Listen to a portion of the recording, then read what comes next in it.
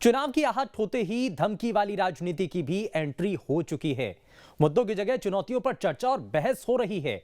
आखिर क्या है इसके मायने, इस रिपोर्ट के जरिए देखिए।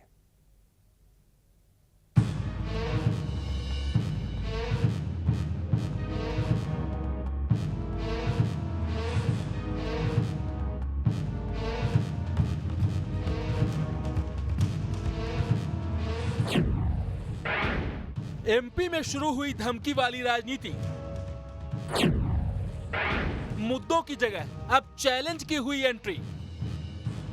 वैसे तो राजनीति में जुबानी जंग होती रहती है, लेकिन अब धमकी वाली सियासत की भी एंट्री हो गई है। पंचायत मंत्री महेंद्र सिंह सिसोदिया का एक वीडियो वायरल हो रहा है, जिसमें वो कांग्रेसियों को धमकी देते दिख रहे हैं। मामा के बुलडोजर वाली धमकी जैसे ही सरेआम हुई तो कांग्रेस की ओर से भी चुनौतियों और मोर्चेबंदी का दौर शुरू हो गया। धीरे धीरे करके चुपचाप सर गया, क्योंकि नहीं तो 23 में भी सरकार भाजपा की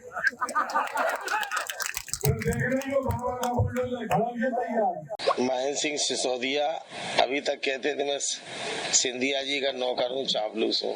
जिसका कोई खुद की राजनीति में अहमियत नहीं हो, वो इस तरह चापलूसी करने का काम करता है।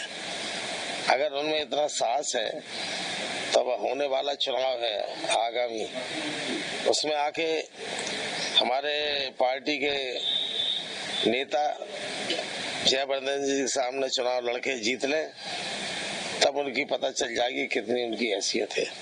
तब पार्टी के कार्यकर्ताओं को धमका रहे हैं इस तरीके से। पार्टी को काम धमका, कांग्रेस के कार्यकर्ता कमजोर नहीं है कि उनकी धमकी में आए। अगर हिम्मत है तो बुलडोजर चला के देखें, पता चल जाएगा उनको। वही बयान पर घमासान बढ़ा तो मंत्री महेंद्र सिंह सिसोदिया ने तर्क दिया कि वो बात दूसरे संदर्भ में कही गई थी। मेरे बोलने का आशय ये था कि जो लोग अवैध काम में लिप्त हैं उनके ऊपर वो बात कही गई थी, और वो सब जगह है। कमलनाथ जी के टाइम पे भी बुलडोजर चला था, इसमें कौन सी बात है? तो इसमें क्या गलत बात कही है भाई? अगर हम किसी व्यक्ति को, किसी पार्टी के आदमी को कहते हैं कि आ जाइए, तो इसमें क्या बुराई है? ये भी जानिए कि किस तारतम्य में वो बात कही है, क्योंकि के मीना ने भारतीय जनता पार्टी ज्वाइन की थी, उस तारतम्य में वो बात मैंने की। आपने कहा खिस्सा का ये सही है सर? ये हाँ, नहीं तो बुलडोजर चलेगा। क्यों आना चाहिए? तब क्या है, कांग्रेस में कुछ बचा ही नहीं है। ये बात सच है कि भूमाफियाओं पर मामा का बुलडोजर चलता रहता है और बाकी नेता भी इसका डर दिखाते रहे हैं, लेकिन चूंकि सिसोदिया ने कांग्रेस के संदर्भ में ये बात कही थी, इसीलिए इस पर सियासी घमासान शुरू हो गया। ये विपक्ष में इतना साहस नहीं है कि कोई मुद्दे पे सरकार को घेरे, इसलिए विपक्ष के लोग छोटी छोटी बातों को लेके समाजों के अंदर भ्रांतियां करने का प्रयास करते हैं। भारतीय जनता पार्टी को मध्य प्रदेश की जनता पर पूर्ण भरोसा है, विश्वास है कि भारतीय जनता पार्टी को आशीर्वाद 2023 में भी जनता देगी। कि जनता का अगर कोई शुभचिंतक है तो कौन सा दल है? वो है भारतीय जनता पार्टी। और प्रदेश के मुख्यमंत्री जी के नेतृत्व में, शिवराज जी के नेतृत्व में हमें पूर्ण भरोसा है कि जनता 2023 में फिर आशीर्वाद देगी। देखिए, माने तो बड़े स्पष्ट है। अभी राहुल गांधी जी जो भारत जोड़ो यात्रा कर रहे हैं, उन्होंने तमाम जगह इस बात को कहा है कि भारतीय जनता पार्टी की सरकार डर, भय, दबाव की राजनीति कर रही है। पत्रकारों पर दबाव है, उद्योगपतियों पर दबाव है, आम जनता पर दबाव है। जो व्यक्ति भी अपने खुल के अपनी बात कहना चाहता है उसके ऊपर दबाव है। उसी परिप्रेक्ष्य में मंत्री जी ने ये कह दिया कि या तो भारतीय जनता पार्टी ज्वाइन कर लो, वरना बुलडोजर चलवा देंगे। सिसोदिया का बयान चाहे जिस संदर्भ में हो, लेकिन इसके मायने और संकेत निश्चित तौर पर बड़े हैं। ये निश्चित है कि जब चुनाव करीब आते हैं तो बयानबाजी एक बड़ा आधार किसी भी पॉलिटिकल पार्टीज के लिए होती है, लेकिन जब कोई व्यक्ति शासन में मंत्री हो या किसी बड़े सार्वजनिक पद पर हो, उस समय व्यक्ति को इस प्रकार की बयानबाजी से बचना चाहिए, क्योंकि ये कहीं ना कहीं आपके व्यक्तित्व के साथ साथ आपकी पार्टी की आइडियोलॉजी को भी नीचे ले जाते हैं। ये ऐसे बयान चाहे वो कांग्रेस की तरफ से आए हों या भाजपा की तरफ से आए हों, वो उनकी राजनीतिक अपरिपक्वता को प्रदर्शित करते हैं।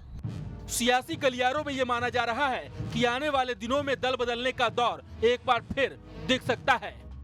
राजनीति में दबंगई भरे सुरों का इस्तेमाल कोई पहली बार नहीं हो रहा, बल्कि धमकियां और चुनौतियां अक्सर उस समय दिखाई देने लगती हैं जब नेता धनबल और बाहुबल का सियासत में इस्तेमाल करने लगते हैं।